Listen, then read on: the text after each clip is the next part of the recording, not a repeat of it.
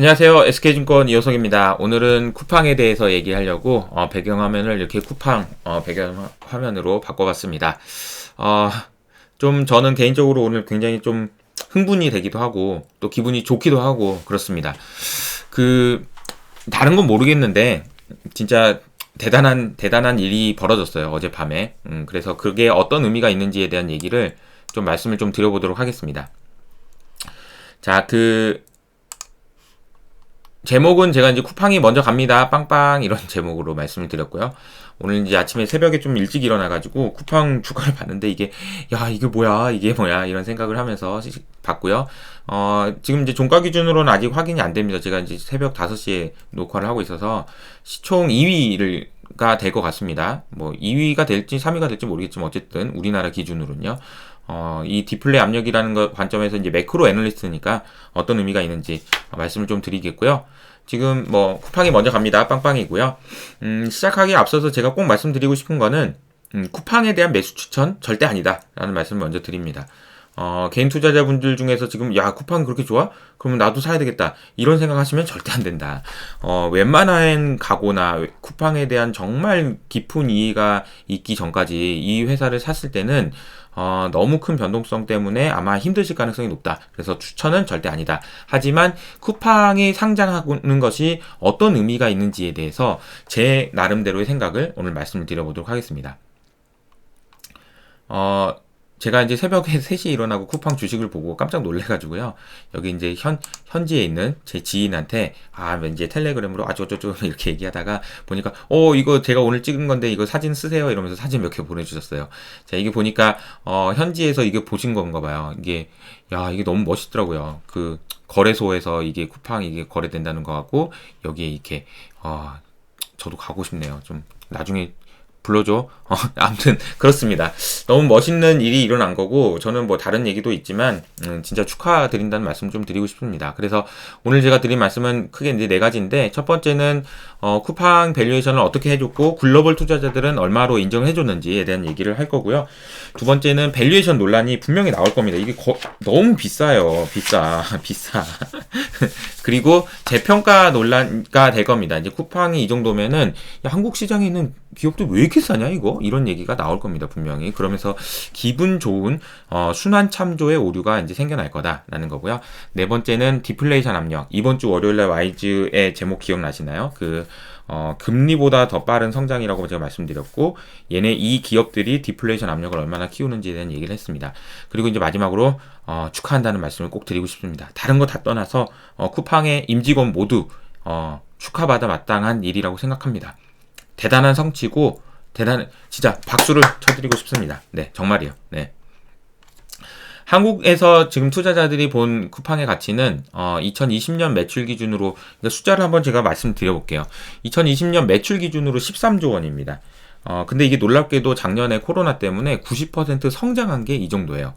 13조 원이 매출이에요. 매출입니다. 이익이 아니고요. 매출. 자, 그 다음에 이제 우리 SK증권의 유승우 연구원이 쿠팡에 대해서는 굉장히 오랫동안 긍정적으로 보고 이거 굉장히 뭐 30조 가치, 뭐 60조 가치 뭐 이런 얘기를 되게 많이 했는데 어쨌든 최근에 이제 쓴 보고서에서 쿠팡 밸류에이션이 60조 간다라고 말을 했는데 로직이 뭐냐면 로직은요. 쿠팡의 2020년 매출액이 13조 원인데 그냥 이커머스 성장률 9%만 반영해서 2021년에 14.5조 원 매출 이거 좀 너무 낮게 잡은 거긴 해요. 그러니까 그 정도 된다고 치면 지금 핀도도나 텐센트는 빼고 우리가 피어 그룹이라고 할 수 있는 애들의 PSR 4배를 곱하면 그냥 60조다. 근데 쿠팡이 얘네들보다 못하는 게 뭐 있냐. 지금 더 잘한다. 오히려 사업은. 이렇게 해서 이제 60조가 나왔는데요. 어제 이제 공모가가 결정이 됐는데 72조 원으로 결정됐습니다. 그러니까 이제 내년 그러니까 보수적인 의미에서의 매출 기준으로는 이제 5배 정도 되는 거고요. 35빌리언 72조 원. 빌리언이 아니고 35달러인데 이거 못하네요. 이게 B는 빼셔야 됩니다. 자, 그래서 상장을 마침 했더니 글로벌 투자자들은 쿠팡을 100조 원으로 인정해 주고 있습니다. 지금 현재 시간 이제 5시 정도 되고요. 52.6불 이고요. 이제 종가는 잘 모르겠습니다. 이제 어떻게 끝날지는. 근데 이제 그게 중요한 게 아닌 것 같아요. 지금 100조 원 수준에서 지금 거래가 되고 있다는 게 굉장히 중요한 것 같습니다. 63불에서 시작해서 지금 50불 초반이니까, 이게 다른 거 떠나서 그냥 다시 다 빠져서 35달러까지 빠진다고 칩시다. 그래도 70조입니다. 네. 근데 이 그러니까 108조라는 거는, 우리가 이제 공격적으로 봐서 내가 한 2년 정도 후에는 쿠팡의 매출이 한 2배 정도 되지 않을까? 그러면 26조잖아. 그래도 한 4배 정도 되는 거고, PSR이 4배라는 게 어떤 의미가 있는지는 좀 이따가 말씀 좀 드려볼게요. 그래서 지금 기준으로, 그러니까 제가 이제 촬영하는 시간 기준으로는 시가총액 2위가 거의 확정적인 것 같습니다. 삼성전자가 지금 490조고요. 그리고 하이닉스가 100조, 그리고 LG화학이 66조, 네이버 61조, 61조, 카카오 42조, 근데 쿠팡 108조입니다. 쿠팡이라는 회사가 어떤 회사인지에 대해서 이게 유통회사냐? 그거는 유통회사 아니죠. 유통회사 아니고요. 쿠팡이 그럼 IT 회사냐?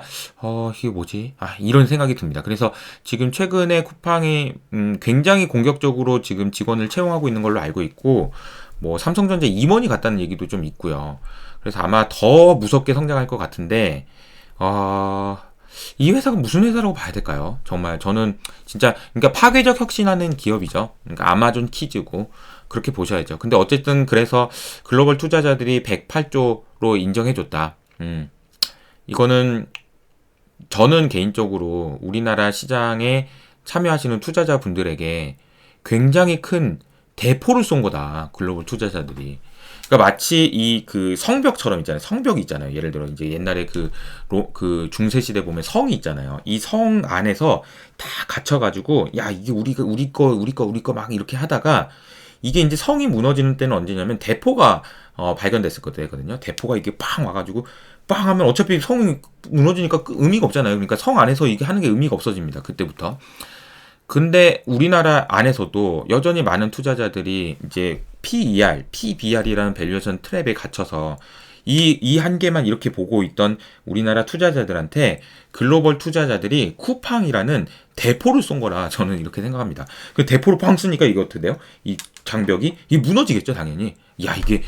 우리가 그동안 PBR로만 했던 게 이게 말이 안 되는 거였구나. 글로벌 투자자들이 이렇게 인정해주면 그것도 우리나라에서 지금 하고 있는 건데 이거 어떻게 해야 되는 거냐, 이런 얘기가 반드시 나올 거고, 밸류에이션 방법론에 대한 고민들이 이제 시작이 될 겁니다. 그렇게 저는 보고 있습니다. 그리고 이제 PER은 어떻게 되냐면요. 그러니까 제가 이 얘기를 하나 먼저 좀 드리면, 제가 이제 최근에 이제 네이버 카카오에 대해서, 최근에가 아니죠. 사실 저는, 뭐, 애널리스트 된 이후로 주식을 추천하고는 거는 네이버 카카오만 추천을 하고 있고, 제 주변에도 무조건 카카오만 추천하다 보니까, 너한테는 들을 게 없다. 이런 얘기를 많이 하세요. 심지어, 너는 맨날 뉴를 사자고 하면서, 사자는 게 어떻게 올드냐? 막 이런 얘기 많이 하시고. 그래서 이제 뭐 최근에 뭐 유튜브 채널에 나가서 네이버 카카오 얘기를 좀 했다가 욕을 많이 먹고 있습니다. 뭐 어쨌든 근데 저는 뭐 괜찮습니다. 뭐 저는 뭐 신경 안 씁니다. 왜냐면 저는 진짜로 긍정적으로 봐요. 네이버 카카오를 긍정적으로. 지금도 여전히 싸다고 생각하고요. 쿠팡이 108조로 글로벌 투자자들이 인정해 줬는데 네이버가 60조, 카카오가 40조? 너무 싼 것 같아요. 네. 그리고 이 투자자를 욕을 하시는 분들이 이제 여러 가지 말씀 중에서, PER 기준으로 이게 얼마나 비싼데 이거 추천하다가 너 큰일 나 라는 얘기도 개인적으로 막 메시지도 되게 많이 받고 막 그런데요. 그러니까 이제 저는 이제 대포가 싸졌으니까 이제 뭐 바뀌겠지만, 어쨌든 그럼 글로벌 투자자들은 지금 미국 기업들 어떻게 평가하고 있는지를 좀 보시죠. PER 기준으로 아마존 46배, 테슬라 100배, 그리고 애플 25배. 그러니까 이거 말도 안 돼. 이거 다 빠질 거야. 이렇게 생각할 수도 있죠. 근데 이 PER로 보면요, 이쪽 기업들이 더 비쌉니다. 지금은 돈을 못 벌고 있기 때문에. 돈을 내년에 많이 벌더라도 이게 비싸요, 여기가. 그러니까 오히려 이 빅테크 애들이 20배 정도면 되게 싼 기준이 된다라는 생각이 좀 들고요.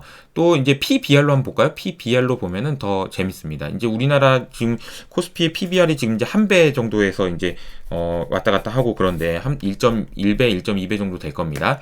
근데 이제 애플 PBR 30배입니다. 구글 6배, 아마존 16배. 테슬라도 30배네요. 네. 이런 상황이다.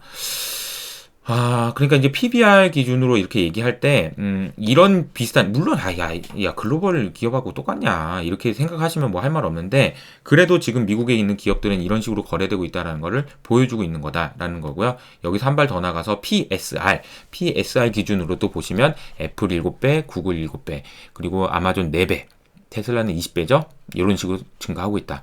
자, PSR이라는 것이 어떤 의미가 있는지에 대한 설명을 좀 드려보도록 하겠습니다. 재평가가 분명히 될 거예요. 재평가가 될 겁니다. 우리나라 기업들 중에서도 야 쿠팡과 비즈니스 하고 있는데 야 이거 너무 싸다. 이마트 이거 너무 싸다. 이런 얘기를 하겠지만 여기서 좀 주의하셔야 될 건 하나 있습니다. 자, 글로벌 투자자들이 쿠팡을 100조라고 평가해줬다는 얘기는 뭐냐면요. PSR 기준으로 아까 올해 기준으로는 8배가 될 거고요. 그리고 2년 후가 2배가 된다 그러면 4배라고 했잖아요.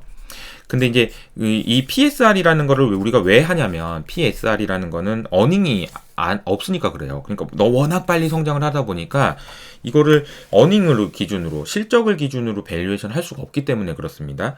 그거는 저는 비상장에서 상장으로 넘어오는 힘이 너무 세기 때문에 그렇다라고도 생각하고요. 그거는 지난번에도 한번 말씀드린 바가 있습니다. 그럼 PSR이 1배면 어떤 얘기냐면요. PSR이 1배다. 그러면 보통 우리가 이제 PER 기준으로 10배 그러잖아요. 그러니까 PER 기준이 10배, 정상 기업이 됐을 때 10배면 PSR이 1배다 이렇게 볼 수가 있는 거고요. 만약에 이게 정상 기업이 돼서 한 OPM, 그러니까 한 10% 정도의 이익이 나겠지라고 했을 때는 PSR 40배가 되면 정상 기업이 된 이후에도 PSR이 4배면 PER 기준으로는 40배 이상이 된다라는 걸 의미합니다. 엄청난 거예요. 엄청난 밸류에이션입니다. 그런데 PSR 밸류에이션을 적용이 되고 이렇게 제가 이거 보여드리고 있는 핀더더 이런 회사는 PSR이 이제 15배가 넘어가거든요. 텐센트도 10배고요. 그럼 이건 PER이 100배라는 얘기입니다. 근데 이런 밸류에이션이 가능한 이유는 뭐냐면 글로벌 투자자들의 내러티브는 뭐냐? 내러티브는 뭐냐면 이 기업들이 이 산업 내에서 다 먹을 거다라는 걸 의미합니다. 다 먹을 거다. 다 먹을 거다. 그런 의미가 있다라는 걸 말씀을 좀 드립니다. 그럼 무슨 말이죠? 자, 야 쿠팡이 지금 유통하고 있는데 야 이 똑같은 유통하고 있는 이 회사 왜 이렇게 작아?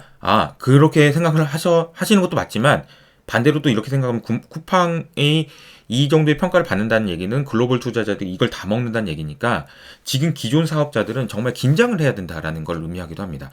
그러니까 마냥 좋다. 야, 네가 그거니까 나는 그게 아닌 거예요. 그러니까 피어 그룹 밸류에이션이 또 의미가 없을 수도 있는 게 뭐냐면 지금 우리가 상상하고 있는 거는 이 어떤 그 파괴적인 혁신 기업이 이 산업 내에서 다 먹을 거고 독점이 될 거라는 가정을 하면서 투자자들이 갖고 있으니까 그게 깨지기 전까지는 서로 싸워야죠. 서로 싸우겠지만 무조건 마냥 다 커진다라고 보기는 또 어렵다라는 정도 생각을 하실 필요가 있다라는 말씀을 좀 드립니다. 네.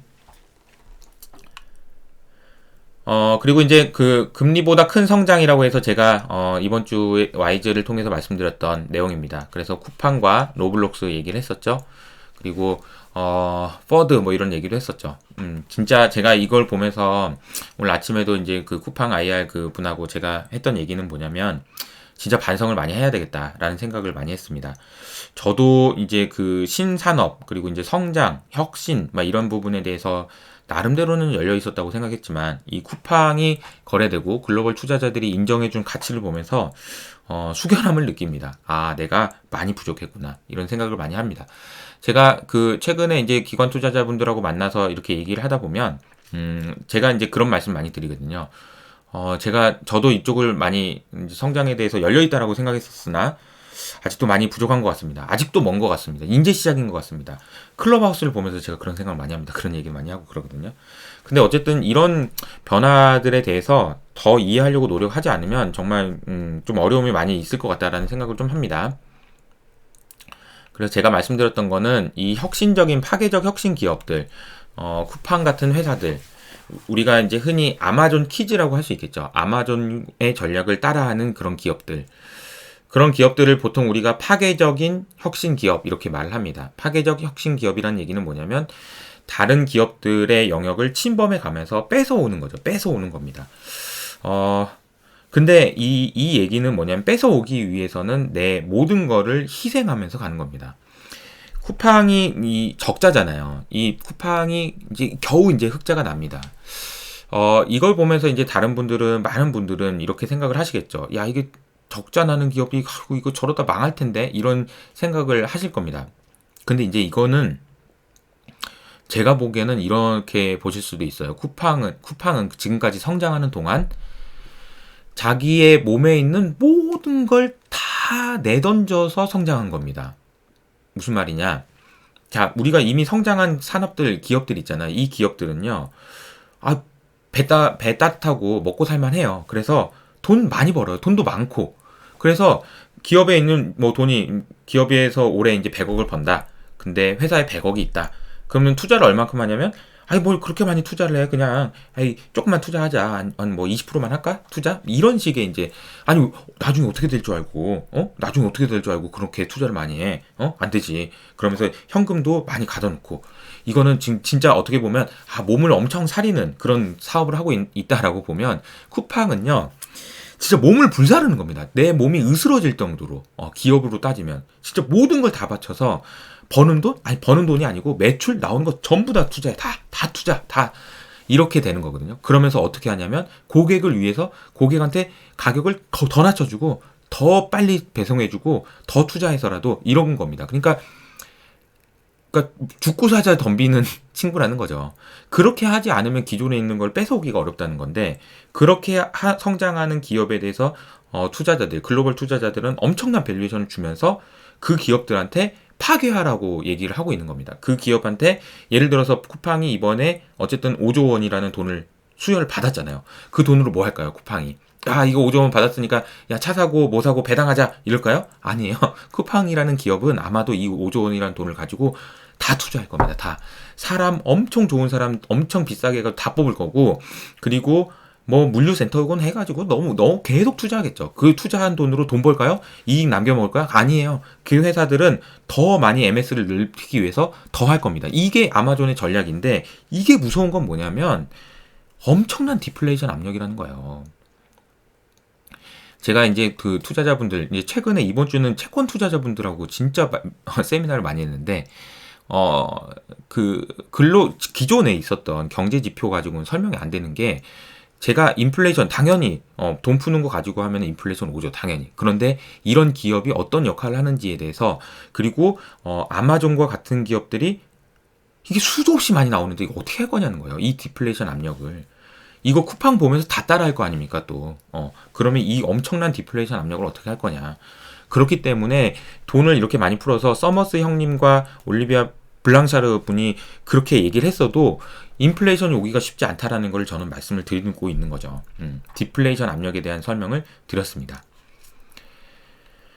자, 그리고 이제 또 하나는 이 쿠팡이라는 기업의 이제 그 설명서에 가보면 이 그림이 저는 개인적으로 많이 인상적이었습니다. 이분들이 어떤 분들이냐면 실제로 쿠팡 때문에 일자리를 얻으셔서 실제로 제주도나 이런 데서 일을 하고 있다. 그래서 이분 같은 경우에는 자기 남편하고 내가 일자리 잃었는데 쿠팡에 다시 와게 돼서 되게 너무 행복하다 이런 얘기를 하셨고 우리 가족을 부양할 수 있다. 그리고 이제 제주도에 내려가셔도 정말 안정적인 삶을 살고 있다. 이런 얘기를 하셨는데 쿠팡이 지금 고용 기준으로는 우리나라에서 굉장히 수익권 안에 듭니다.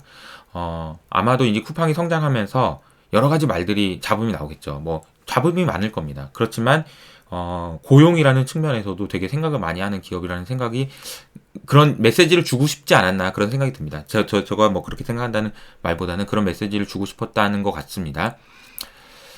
마지막으로 제가 드리고 싶은 말씀은 저는 이제 잘 모르는 분이에요. 김범수 위원님 이제 잘 모르는 분이지만 이분이 얘기하셨던 게 되게 의미가 있는 것 같습니다. 해외에서도 배울 게 많지만 다른 나라가 한국에서 배울 것도 많다. 이건 정말 너무 멋있는 말 아닌가요?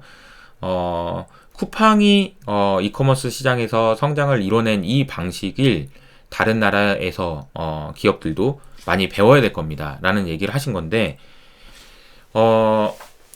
저는 개인적으로 이 말씀은 되게 의미가 있다고 생각하고 단순히 우리나라에 있는 기업이기 때문에 안 돼.